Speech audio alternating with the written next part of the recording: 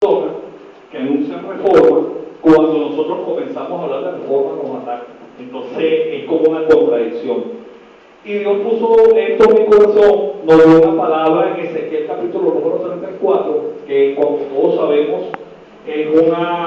Dios está hablando al pueblo de Israel. Los pastores que hablan allí eran las personas que estaban, no solamente el sacerdocio, sino los que estaban en eminencia, pero también es una alegoría espiritual al pueblo de Dios, porque nosotros somos ese Israel espiritual de Dios. Entonces hace una exhortación a los pastores, a muchos pastores que lamentablemente en muchas partes han destazado el ganado, han destazado las ovejas, y Dios nos está mirando, hermano.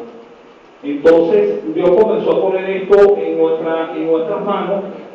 Como les dije la otra semana, se me fueron cerrando las puertas en muchos lugares, no me llamaban a predicar, no me llamaban a enseñar, a dar clases. Pero Dios me dijo, las puertas que se te cierran, no te las abrí yo, las que yo te abro nadie te las va a cerrar. Amén. Y mi intención fue primariamente formar esta congregación como se comenzaba a hacer en la iglesia primitiva, que se hacía en las casas, se comenzaba a hacer en las casas. Dios puso en el corazón orar por este sitio. Ya estamos en conversaciones para un lugar mejor, mucho más cómodo, estamos confiando a Dios que va a ser así en cualquier momento. Y de repente tuve el apoyo de un hombre con un ministerio grande, conocido de muchos pastores, que es nuestro pastor Ramón Rico. Este hombre me dijo, hijo, tú puedes hacer una ordenación, tú puedes comenzar una congregación, pero siempre te van a atacar. Pero yo siento en mi corazón ordenarte al ministerio. Y no solamente con el respaldo de él, sino que tenemos el apoyo y el respaldo del Ministerio Internacional Luz y Esperanza del pastor José Macías de Panamá, una de las iglesias, de las congregaciones de iglesias más grandes de allá de Panamá.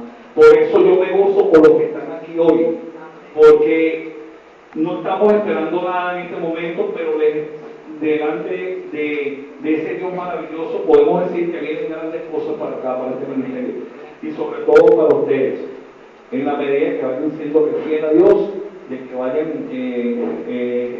ustedes mismos. Sería bueno que comenzaran no sé si tú componer algunas canciones, preparar algo, porque estábamos hablando del otro día, ministro y yo, y también lo comenté con mi persona. Mi pastor tiene una casa disquera que es la que le ha promocionado sus 3 discos, y vienen cosas hermosas, hermanos, también a todos los que se van a añadir, y sé que después muchas personas van a querer añadirse a esto, pero en este momento estamos los que somos, y lamentablemente unos cuantos hermanos que no pudieron venir por una u otra razón. Entonces quisiera tocarle un poquito lo que es la parte de la misión. Porque ¿cuál es la misión? La misión fue rescatar a muchas personas que fueron heridas, que por una u otra circunstancia se apartaron del Evangelio, no quieren saber del Evangelio, o han tenido algunos problemas. Entonces, porque muchas veces no han sentido maternidad, no han sentido lo que es una familia, como debe ser en el núcleo de la iglesia, y han venido y han brotado en ellos raíces de amargura. Además, la labor que tenemos por delante, que aún no hemos comenzado, que es la evangelización, pero la evangelización sabiendo, como enseña la palabra, que es, como dice Pablo en Romanos, que es la benignidad de Dios la que conduce al arrepentimiento. Lamentablemente, hermanos, tenemos hoy en día congregaciones donde hay muchas personas que lo que están es entretenidas, lo que van es como una especie de club, pero no han nacido de nuevo. Y lo importante es tener identidad. Eso es lo más importante, porque el propósito de Dios a cada uno de nosotros está establecido, y el propósito está por encima de cualquier plan humano, de toda gente humana, porque el propósito de Dios te preserva, te da vida, te coloca todos los medios que tú tienes a tu disposición, pero tienes que tener una identidad. Y la primera identidad que usted tiene que tener, hermano amado, es que usted es hijo de Dios. La palabra nos dice claramente, dijo Pablo a los romanos, que el Espíritu Santo es el que da testimonio a nuestro espíritu de que somos hijos de Dios. Si a usted aceptado aún Dios como Padre, usted tiene una religión, no tiene una relación con Dios, y Dios no quiere religión. Las religiones simplemente son inventos del hombre para por sus propios medios tratar de llegar a Dios. Pero Dios, el Señor no trajo religión, el Señor trajo a su Hijo Jesucristo, que dijo arrepentidos y convertidos para que sean borrados nuestros pecados, para que vengan, dice el libro de los Hechos, para que vengan del Señor tiempos de refrigerio. Y yo creo que se está levantando un remanente como los cristianos de Berea, que no era yo que le predicaba, no era Perito los Paloros, no era el hermano William, no era cualquiera de ustedes, era nada más y nada menos que Pablo. Y dice la palabra que las predicaciones de Pablo eran con demostración de espíritu y de poder. O sea, habían milagros, sanidades, obras, prodigios, pero aún así ellos filtraban por la Escritura si lo que Pablo decía se ajustaba a la palabra. Y ese es el grave problema que hay hoy en día, que las personas solamente dicen lo que dice el pastor, amén, amén, amén, pero no filtran por la Escritura si lo que le están diciendo es una realidad o no es una realidad. Entonces hemos humanizado a Dios y han divinizado al hombre, y ese es el grave problema que hay en este momento. Entonces yo quería decirles, porque parte de la visión primeramente es ser una comunidad de estudiosos de las Escrituras, no de leedores, de estudiosos. Una cosa, como lo dice mi maestro José Briceño, una cosa es lo que la Biblia dice, otra cosa es lo que la Biblia, lo que los hombres dicen que la Biblia dice, y otra cosa muy diferente es lo que la Biblia quiere decir. Hay medios de estudio que nos hacen saber y entender lo que la Biblia quiso decir en su contexto original, entre ellos la exégesis bíblica, que es algo muy importante, que con el favor de Dios vamos a estar dando esta materia acá en el instituto. Como decía el hermano William esta mañana, hablando que tenemos, gracias al Señor, hay una puerta abierta para salir.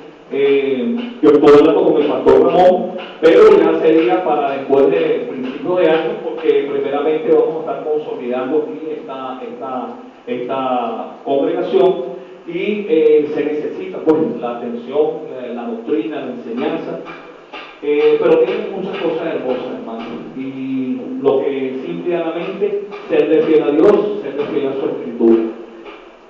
Pero usted no puede tener identidad si usted no conoce, si usted no conoce la palabra de Dios. Muchas personas en el Evangelio dicen, yo quiero por favor que vayan conmigo, vamos un momentico al Evangelio de Jesucristo en la versión de Juan, capítulo 8, versículo 32. Ese es el versículo que generalmente dice, en lo que predica, pues dice, y conoceréis la verdad, y la verdad os hará libres. El grave problema que ha tenido la iglesia es que de un versículo toman para hacer una doctrina. Incluso lo escriben, lo resaltan, y resulta que cuando usted estudie, cuando estemos viendo lo que es hermenéutica, usted se va a dar cuenta que él es un conector. O sea, cuando un versículo comienza diciendo y, o un capítulo, así pues, por qué, así como, quiere decir que usted no puede tomar ese versículo, ese capítulo solamente, usted tiene que ir al contexto de lo que está hablando. Entonces el versículo número 31 dijo, dijo entonces Jesús a los judíos que habían creído en él, si vosotros permanecéis en mi palabra, si permanecéis, seréis mis discípulos, verdaderamente mis discípulos, y entonces conoceréis la verdad, y la verdad os hará libre. Porque la verdad de por sí sola no va a ser libre a nadie. Satanás conoce la verdad. Los demonios también creen y tiemblan, pero no son libres. ¿Por qué? Porque no permanecieron en la palabra, porque no permanecieron en fidelidad, en obediencia. Entonces es importante entender esto, que muchas veces nosotros tomamos de la Biblia, y usted ve que las congregaciones están cargadas muchas veces de cosas que le imponen para hacer, pero que no dan resultados porque simplemente no son bíblicas. porque están contenidas en la Biblia, pero no fueron interpretadas con ese contexto.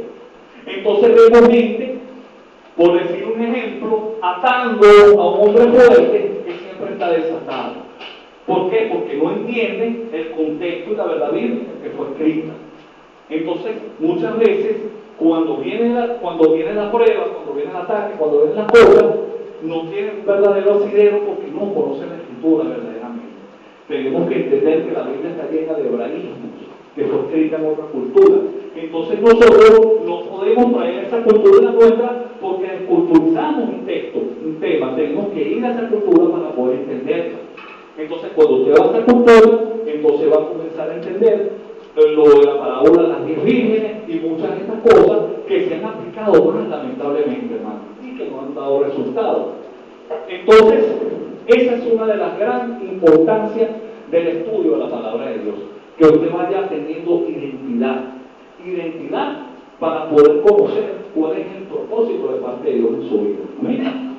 Otra de las características, la segunda es, dice, de adoradores con identidad de hijos del Rey de Reyes. Adorar. ¿Usted quiere que le diga algo, mi hermano? Lamentablemente en muchas congregaciones hay gente que lo que está es adorando porque no conoce realmente a quién debe adorar. Porque cuando tú no sabes que tú estás adorando a tu Padre, que tú estás aquí por misericordia de Él, porque Él lo ha permitido, porque Él te ha guardado, porque Él ha hecho todo un plan de vida desde la fundación del mundo para nosotros. Entonces, tú tienes que entender, como le dijo la mujer samaritana, ¿dónde quería adorar? Porque nos enseñaron que era aquí, cerca del pozo de Jacob, o en Jerusalén. Y el Señor le dijo, llegará el día en que verdaderamente nos adoren en espíritu y verdad, porque no es el lugar, porque es la adoración toda de Dios, y nosotros tenemos que adorarlo a Él, por lo que es, no por lo que está. Lamentablemente, otro de los errores que se ha cometido en el Evangelio. Y ya vamos a hablar un poquito de eso. Y la tercera, de ministros, note que falta algo, competentes. No está escrito, porque no tienen que estar escritos, tienen que estar aquí, viviéndose. Ministros competentes. Hay muchos ministros, pero no todos son competentes. ¿Por qué? Porque no han entendido esto. No se les ha revelado la palabra, no se les ha iluminado la verdad del Evangelio. Y dice, de ministros competentes bajo el pacto de la gracia. Señores, la gracia no es fácil de entender. Pablo, en Efesios capítulo 1, versículo 15, oraba a Dios para que le fuera revelada a las personas el espíritu de sabiduría y de discernimiento, del conocimiento de Cristo, para poder, en el capítulo 2, decirle, porque por gracia soy salvo por medio de la fe. Y esto que la fe, ni siquiera de nosotros, es don de Dios. Entonces, ¿por qué? Porque la gente toda la vida ha estado acostumbrada a trabajar para obtener. Eso es lo que le pasaba a los judíos. Los judíos desde pequeños les enseñaron la ley. Desde los 5 años comienzan a estudiar la Torá, después la Gemara, después el Talmud y todas esas cosas. Y entonces ellos, ¿por qué? Porque la ley, viendo Dios, la maldad que había en el hombre y el crecimiento del hombre, que era continuamente el mal, Dios colocó una ley para tener al hombre bajo un año hasta que llegara Cristo, como lo explica Pablo a los Gálatas. Por eso es que Cristo es el cumplimiento de la ley.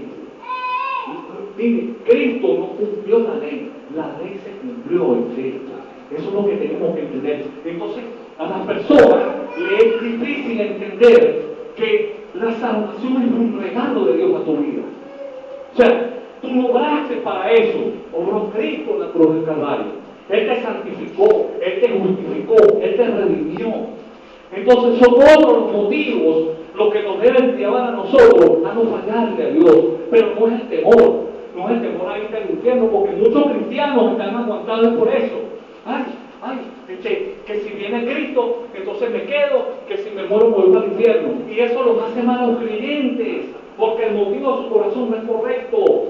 Porque usted tiene que entender que usted ama a aquel que lo sacó, que usted estaba muerto sobre delitos y pecados, y Él te trajo de la inmundicia de esta vida, te lavó, te santificó, te vino a traer para acá, eres coheredero de Cristo, eres heredero de excelencia universal en Dios, y acá has pasado a ser hijo de Él. Entonces son otros los motivos, por amor. Mire, hermano, le voy a decir algo, hay personas, hay matrimonios que no han cometido un adulterio, pero la mente se ha cansado de hacerlo. Y para Cristo, cuando usted analiza la gracia es un poco más exigente, no porque te condene, sino para que tú veas el estándar de un Dios santo. ¿Qué decía la ley? La ley decía que para una persona ser declarado homicida tenía que ser hallado con el cadáver ahí, el arma infragante, que todo el mundo lo viera. Pero ¿qué dijo Jesús? Tú odias a tu hermano y eres incluso peor que un homicida. ¿Usted sabe cuántos homicidas en la congregación, hermano? Incluso ministros de Dios que no aman a su hermano. Mire, les voy a decir algo.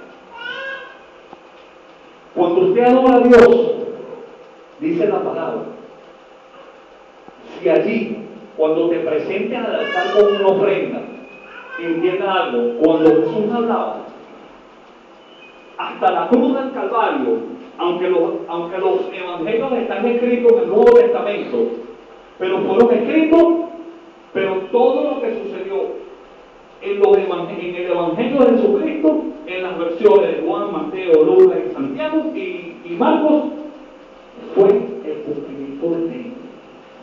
Y entonces, ¿qué pasa? Cuando Jesús dice, cuando te presentes al altar con una ofrenda, altar de ofrenda es adoración en este marco. Y allí te acuerdes que tu hermano tiene algo contra ti, no dices tú contra tu hermano, que tu hermano tiene algo contra ti, pero te dice, ven, deja la ofrenda, reconcíliate con tu hermano y luego vuelve a mí. Eso quiere decir que la adoración sin perdón no es acepta a Dios. Para que ustedes vean lo maravilloso de lo que es la gracia de Dios. En la ley, para una persona ser declarado adúltero, tenía que ser hallado sorprendido, infragante. Y los dos eran lapidados. Por eso es que cuando le presentan a Jesús a la mujer adúltera, Jesús no estaba quebrantando ninguna ley, porque solamente trajeron a la mujer, no trajeron al hombre. Muchas personas, muchos historiadores piensan que muy posiblemente ese hombre era miembro del Sanedrín, por eso lo cuarentearon, por así decirlo. ¿Me entiendes? Pero ¿qué dice Jesús? Tú miras a una mujer y la codicias y la adulteraste. ¿Por qué? Entonces miren lo tremendo, que en cuanto a la gracia es más exigente, pero no en cuanto a condenación, sino para que ustedes vean la relación que tiene un Dios santo, tan maravilloso y tan eterno, porque lamentablemente la iglesia tomó la lista de pecados sociales, ¿no? Y le dan importancia al pecado de aquí para abajo, pero de arriba lo odian, las envidias, los celos, ¿ves? Y resulta que para un Dios santo todo es pecado. Un homicidio, como me dijo mi esposo una vez, que le había enseñado, un homicidio es una piedra grande, y una mentira es una piedrita pequeña, pero ¿qué pasa? Usted lanza las dos al agua y las dos se hunden, porque para un Dios santo es igual de escandaloso cualquier tipo de pecado. Entonces, ¿cómo nosotros podemos vivir en santidad? Porque solamente Cristo nos santificó, porque siempre estamos fallando. Entonces, eso es lo que tenemos que entender, la hermosa gracia, caminar en la gracia, manifestar la gracia de Dios. Eso es lo más hermoso. Entonces, a mí me llama la atención como muchas personas, cuando les conviene, dicen que la ley fue abolida, y cuando no les conviene, entonces toman de la ley para engañar a un pueblo, para manipular a un pueblo, para intimidarlo como Malaquías 3:10, y con todas estas cosas, como le dije yo a un famoso teólogo, doctor en teología, le dije, un maestro que enseña medias verdades es un mentiroso igual, es un falso igualito. Porque si Dios te dio la oportunidad de que tú enseñes verdades, ¿por qué las niegas? Por interés, por conveniencia. Bueno, delante de Dios te da su cuenta a través de Cristo, en el tribunal de Cristo. Entonces, hermanos, es importante, es maravilloso que nosotros podamos entender la libertad de la gracia, lo hermoso que ese regalo maravilloso de Dios, que lamentablemente muchas congregaciones limitaron la salvación únicamente como si fuera el centro del Evangelio. Resulta que la salvación es únicamente un regalo que Dios te dio para seguir con una misión que fue llevar el Evangelio, manifestar el reino de Dios en la tierra y ser ministros a un pacto de gracia, llevarle una necesidad a la gente. Entonces ese ha sido uno de los grandes problemas con la evangelización, que lamentablemente se evangeliza bajo dos modalidades: o una, la del temor, la de la intimidación, ¿verdad? Que es a un borracho que está en una congregación, como estaba hablando el otro día con mi hermanita, le comienzan a decir: mira que los borrachos que no van al reino de Dios y tal, y es verdad. Pero lo que no le enseñan a esa persona es que así esa persona deje de beber, más nunca beba, más nunca cometa pecado. En cuanto a horas, hay un estado de pecado que condena a esa persona porque Cristo la cuenta. Entonces, eso es lo que hay que enseñarle a la persona. Entonces, muchas personas se intimidan, se manipulan, los asustan con el infierno, y resulta que entonces, si eso fuera así, entonces en vano está que el Espíritu Santo tenga que convencer al hombre del pecado. Porque es una decisión que tiene que salir del corazón del hombre, el entender que estábamos muertos y que solamente no es por lo que yo haga, sino por lo que Cristo hizo en la cruz, que yo, apoderándome de eso, creyendo que ya yo perfecto, que yo fui predestinado en Cristo para salvación y vida eterna, porque ¿qué dice Juan 3:16? Porque de tal manera amó Dios al mundo que ha dado a su Hijo unigénito para que todo lo que en él crea no se pierda, sino que tenga que vida eterna. Vida eterna, no es vida temporal, no es vida momentánea, no es vida circunstancial, es vida eterna. Entonces ese es el gran regalo de Dios para la humanidad. Y lamentablemente, hermano, en muchos lugares se ha tergiversado esa enseñanza. Y no estamos viviendo la verdadera libertad en Cristo Jesús. Y ese es un grave problema. Y el otro grave problema es que entonces se va al otro extremo, que es al ofrecer el Cristo de los parches. O sea, el Cristo que te quiere dar la casa, el Cristo que te quiere dar el carro, el Cristo que te quiere solucionar los problemas, y resulta que estamos haciendo de Cristo un mendigo. ¿Por qué? Porque es rico, pero es mendigo. ¿Por qué? Porque tiene que ofrecer cosas mendigando amor. Y eso no es la verdadera realidad del Evangelio.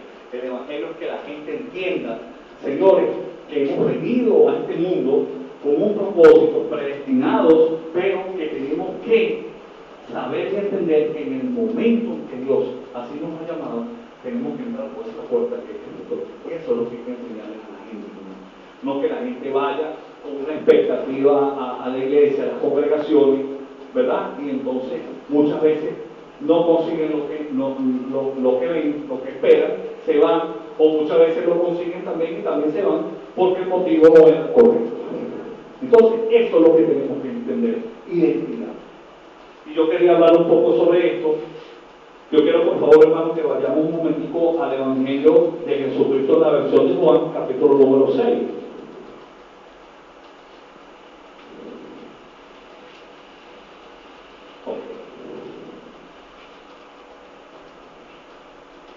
Dice así la palabra.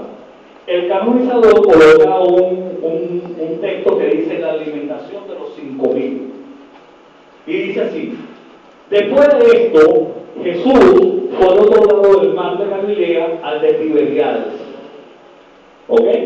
Y le seguía gran multitud, porque veían las señales que hacía en los enfermos. Entonces subió Jesús a un monte y se sentó allí con los discípulos. Y estaba cerca la Pascua, la fiesta de los judíos. Cuando alzó Jesús los ojos y vio que había venido él gran multitud, dijo: Felipe, ¿de dónde compraremos pan para que coman estos? Pero él decía para probarles, porque él sabía lo que había de hacer. Felipe respondió: 200 denarios de pan, casi el salario de 3/4 partes del año. El salario era un denario al día de un obrero. 200 denarios diarios no bastarían para que cada uno de ellos tomase un poco. Uno de sus discípulos, Andrés, hermano de Simón Pedro, le dijo: aquí está un muchacho que tiene 5 panes de cebada y 2 pececillos, más, ¿qué es esto para tantos? Entonces Jesús dijo: hacer recobrar a la gente, y había mucha hierba en aquel lugar, y se recortaron como el número de 5.000 varones. Quiero decirles que los judíos solamente tomaban en consideración, cuando hablaban de cantidad, solamente los hombres. Se creen que había mucho más, porque ellos no contaban ni las mujeres ni los niños. O sea, 5.000 hombres, solamente los varones. Y sigue diciendo, gloria al nombre del Señor. Y tomó Jesús aquellos panes, y habiendo dado gracias, lo repartió entre los discípulos, y los discípulos entre los que estaban recortados. Vea eso. Jesús no solamente no los repartió directamente, sino que los delegó a sus discípulos. Y los discípulos entre los que estaban recortados. Asimismo los peces, cuánto querían.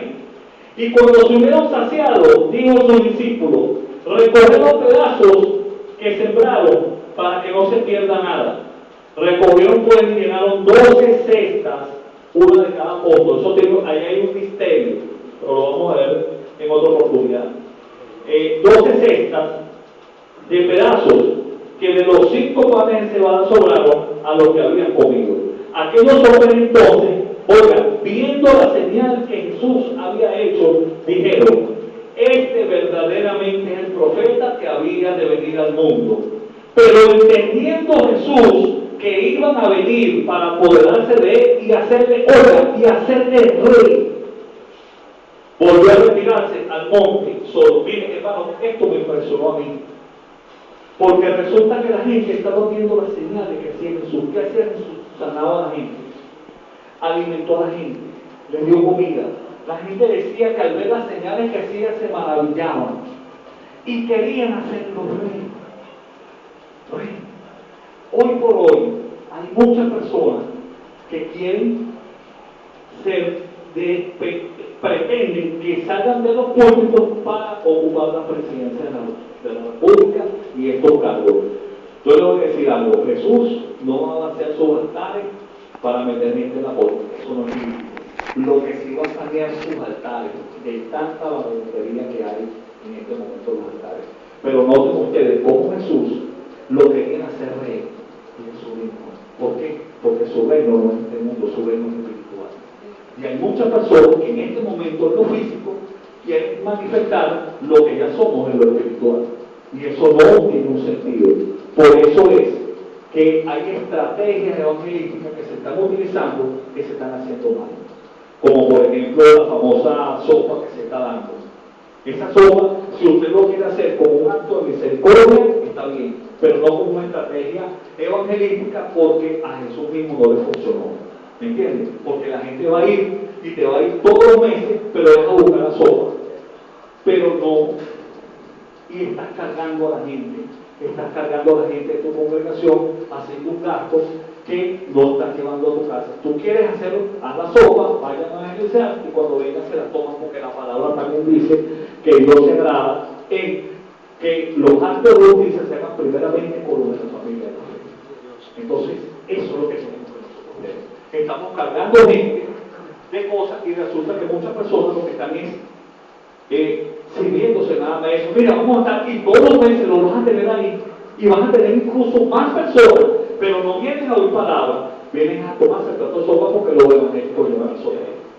Como me estaba diciendo el pastor Ramón, todos los meses ellos hacían eso allá en San Fernando de Apure, y la gente iba a comer. Ahora que Dios está permitiendo esto, lo está haciendo para que de repente el hombre, en el pozo de sus necesidades, se dé cuenta si quizás hay un Dios y levante las manos y la busque a él, pero no es por la comida, no es por el pan. Vamos a seguirlo. Vamos a seguir adelante. En el versículo 16 al 21 vemos como Jesús hace esa obra maravillosa de andar sobre el mar, pero quisiera poner el énfasis en el versículo 22, que dice: la gente busca a Jesús. Fíjense que eso sucedió un día. No fue a la semana siguiente, no fue al mes siguiente, no fue al año siguiente, no. Al día siguiente, dice, versículo 22, la gente que estaba al otro lado del mar vio que no había habido ni más que una sola barca y que Jesús no había entrado en ella con sus discípulos, sino que estos se habían ido solos. Pero otras barcas habían arribado de Tiberia junto al lugar donde habían comido el pan después de haber dado gracias al Señor. Cuando vio pues la gente que Jesús no estaba allí, ni sus discípulos entraron en las barcas y fueron a Capernaum buscando a Jesús. Esta gente se montó en las barcas, en esas barcas, y atravesaron el otro lado del río, del lago de Tiberíades, para buscar a Jesucristo. Y vean lo que les dice. Y hallándole al otro lado del mar, le dijeron: Rabí, ¿cuándo llegaste acá? Y Jesús les responde. Respondiendo Jesús les dijo: de cierto os digo, que me buscáis, no porque habéis visto las señales, sino porque comiste el pan y los saciaste. ¿Está viendo? Lo buscaban era por el alimento, porque los sanaban, porque les daban comida. Ahí sí veían las señales, pero no escuchaban las palabras que Jesús les decía, que los llamaban a vida eterna y al arrepentimiento. Entonces Jesús los confronta con esa necesidad, porque ellos ciertamente tenían una necesidad física, pero el Señor les estaba enseñando algo más importante, que era su necesidad espiritual, y ellos no lo veían. No sé cómo sigue diciendo. Entonces le dice: trabajad no por la comida que perece, sino por la comida que a vida eterna permanece, la cual el Hijo del Hombre os dará a porque a este señaló Dios el Padre. Entonces le dijeron: ¿qué debemos hacer para poner en práctica las obras de Dios? Mira cómo les dice. Ok, ya no lo querían poner rey, ya estaban haciendo preguntas, porque no estaban viendo rey, no estaban viendo que el Señor estaba multiplicando el pan para los discípulos, para darles a ellos. Le continúan diciendo. Respondió Jesús y les dijo: esta es la obra de Dios, que creáis en el que Él ha enviado. No que creáis en el pan que yo voy a multiplicar ahorita, o en los peces para saciar esa necesidad física, sino que creyeran en Él, para que se arrepintiesen. Y sigue diciendo, fíjense lo que dice el versículo 30, hermano, esto es tremendo. Verdad que Jesús tiene amor y misericordia para con la gente. Mira lo que les dice. Le dijeron entonces: ¿qué señal pues haces tú para que veamos y creamos qué obras haces? Ya no era lo primero, que por las obras que hacía estaban maravillados y querían nombrarlo incluso hasta rey de los judíos. Ya las obras aquí no, ahora necesitaban más obras, porque no estaban viendo la necesidad de lo que ellos querían. No estaban viendo el pan, no estaban viendo la papa, no había todavía sanado a uno desde que los estaba exhortando. Entonces, debemos preguntarnos: ¿por qué estaban buscando a Cristo? Mira lo que les dice. Maravilloso esto. Ahora le pedían señales. Y Jesús les dijo: nuestros padres comieron el maná en el desierto, como está escrito, pan del cielo les dio a comer. Dijeron ellos, ¿no? Mira lo que les dice. Ellos le dicen a Jesús: ¿qué señal haces tú? ¿Qué señal haces tú? Porque nuestros padres comieron el maná del desierto, como está escrito, pan del cielo les dio a comer. O sea, ellos le estaban recordando: oye, mira, Señor, no nos ha dado el alimento, no nos ha dado la comida, y hasta nuestros padres la comieron. Y ahora todo está diciendo que solamente creamos en ti. Pero ¿qué señales van a hacer? Porque esas señales las vieron nuestros padres cuando todos los días salían en la mañana y veían el maná calentico en el piso. Porque hasta Dios les dijo: 6 días a la semana recogerás el pan, pero el último día recoge doble, porque el Shabbat no recogerás. Y aún así, ese pan se permanecía calentico, permanecía fresco, pero era solamente un pan que saciaba el hambre corporal del hombre, no el hambre espiritual. Y Jesús les dice: wow, gloria al Señor, gloria al Padre. Les dice, hermano, en el versículo número 32, y Jesús les dijo: de cierto os digo, no dio Moisés el pan del cielo, Mas mi Padre os da el verdadero pan del cielo, porque el pan de Dios es aquel que descendió del cielo y da vida a muchos. Entonces aún ellos no entendían lo que Jesús les estaba diciendo, porque el hombre natural no puede entender las cosas que son del Espíritu, porque es natural. Entonces ellos pensaban, bueno, pero ¿cuándo es que va a sacar la comida? ¿Cuándo es que nos va a dar pan? ¿Cuándo es que nos va a dar los peces? ¿Cuándo es que nos va a alimentar? Eso no es lo que ellos en su mente natural estaban viendo. Y Jesús les dice, les dijo el Señor, le dijeron al Señor, danos siempre este pan, porque ellos pensaban que ahora sí iba a repartir el pan, que ahora sí iba a hacer repartimiento. Y Jesús les dice, hermano, no sean locos, yo soy el pan de vida. El que a mí viene nunca tendrá hambre, y el que en mí cree no tendrá sed jamás. Lo dejó loco, porque le está diciendo una realidad espiritual que ellos no comprendían a su necesidad física. Y entonces les dice, mi alma te alaba, Señor, mas os he dicho que aunque me habéis visto, no creéis.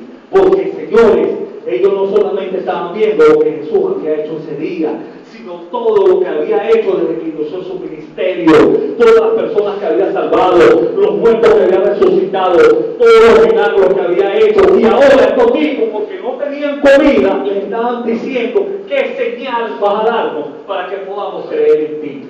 Lamentablemente, hermano, así hay muchos cristianos en estos tiempos. Tenemos la gracia, Cristo está en nosotros, estamos plenos, estamos bendecidos para bendecir, pero aún así estamos esperando más, porque nos enseñaron que las bendiciones son materiales y las bendiciones, claramente nos enseña Corintios, son espirituales. Y hemos sido bendecidos con toda bendición espiritual. Lo demás es añadidura. Entonces, ¿qué te enseñó el Evangelio? Sobre todo ese mal llamado Evangelio de la prosperidad. Que si el hermano, yo no tengo carro y el hermano sí, entonces él está más bendecido que yo, y yo tengo que anhelar lo que el hermano tiene para que Dios me bendiga más. Y resulta que eso es una anatema dentro del Evangelio. Dios a nadie le prometió riquezas.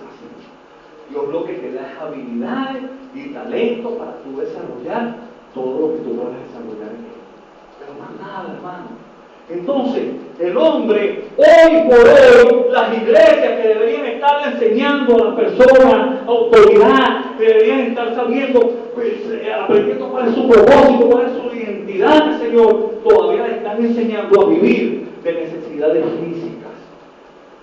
Y eso, hermano, no debe ser.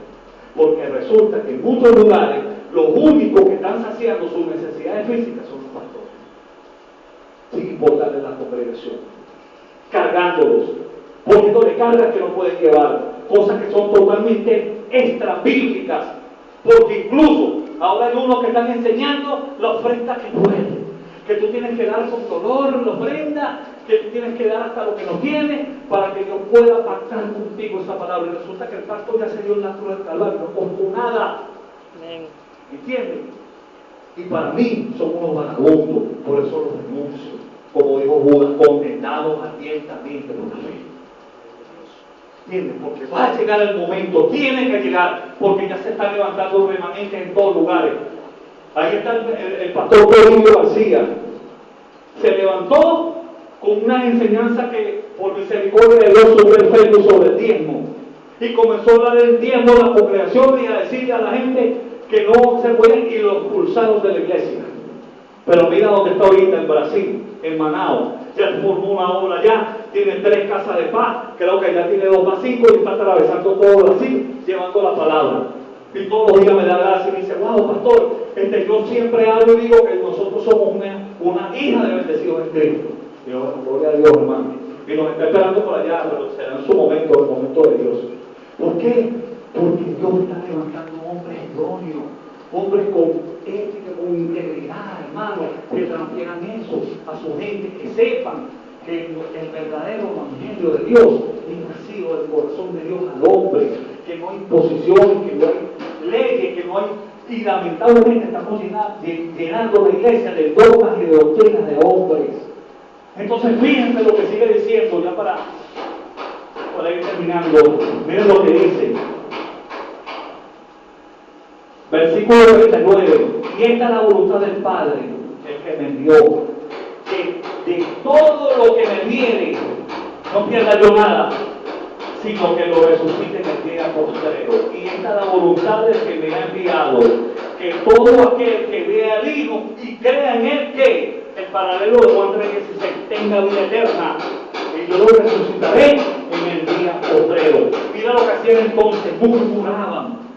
Versículo 41, murmuraban entonces de él los judíos, porque había dicho, yo soy el pan que descendió del cielo. Mira lo que está diciendo él. Él es el pan del cielo, pero cuando les dio el pan de comer, no decían nada. Ahí sí era el sabroso y se iban a poner al rey, porque pensaron que todos los días le iba a dar comida, que todos los días le iba a dar sustento, que todos los días le iba a cubrir todas sus necesidades. Entonces ahora estaban murmurando. Y miren lo que sigue diciendo. 42, oh Señor. Y decían, ¿no es este Jesús, el hijo de José, cuyo padre y madre nosotros conocemos? ¿Cómo pues dice este, del cielo es el Dios? Mira, el desagradecimiento del hombre. Ahora era el carpintero, ahora era el hijo de María. Pero unos versículos adelante lo querían hacer el rey de los judíos. El interés del hombre siempre sobre las circunstancias espirituales. Fíjense y continúa diciendo. Y Jesús respondió a esta luz y les dijo, no murmuréis entre nosotros. Todavía le sigue tratando de abrir los ojos espirituales. Ninguno puede venir a mí si el Padre que me envió no le trajere. ¿Quién lo trae? El Padre. Que estamos o no estamos predestinados. Entonces, Dios predestina, Él se equivoca, Él predestina para que el hombre después se pierda. No, Él te predestinó para la salvación y vida eterna. Pero fíjate lo que dice.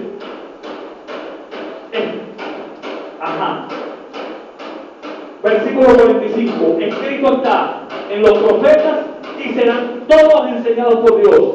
Así que todo aquel que oyó al Padre y aprendió de Él, viene a mí. No que alguno haya visto al Padre, sino que aquel que vino de Dios, este ha visto al Padre. De cierto digo, el que cree en mí, tiene vida eterna. Ese es el verdadero pan que les estaba enseñando Dios. Y le dice, yo soy el pan de vida. Alábalo. Vuestros padres, entonces sigue diciendo, vuestros padres comieron el maná del cielo y murieron. Murieron, ¿por qué? Porque ese pan a la larga perece, ese pan se bota en letrina más adelante, pero el pan de vida, esa es la vida eterna, ese era el que el Señor les estaba enseñando. Y miren lo que dice, este es el pan que desciende del cielo, yo soy el pan vivo.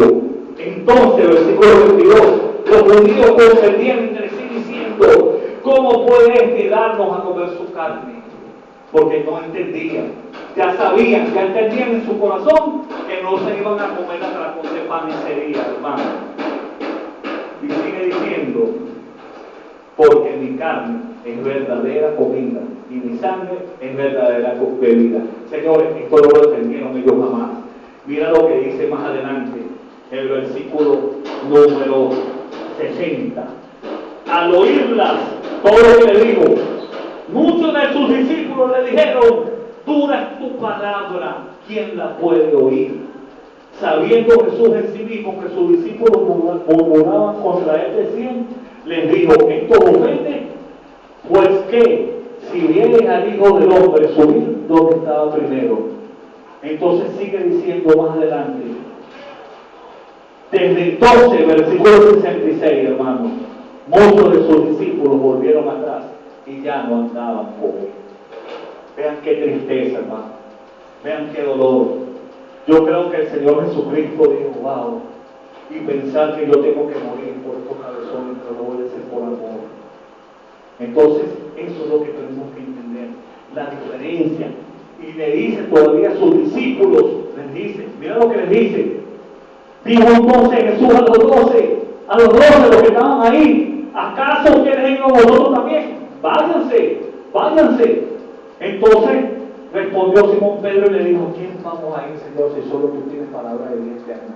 Por eso es que Jesús le dijo, esto no te lo predicó carne ni sangre, sino el Espíritu. ¿Por qué? Porque él entendió esa realidad, ese contraste, como la mujer samaritana. La mujer samaritana fue al pozo de Jacob a cubrir una necesidad física. Ella todos los días tenía que ir al pozo a buscar agua para llevarlo a su casa.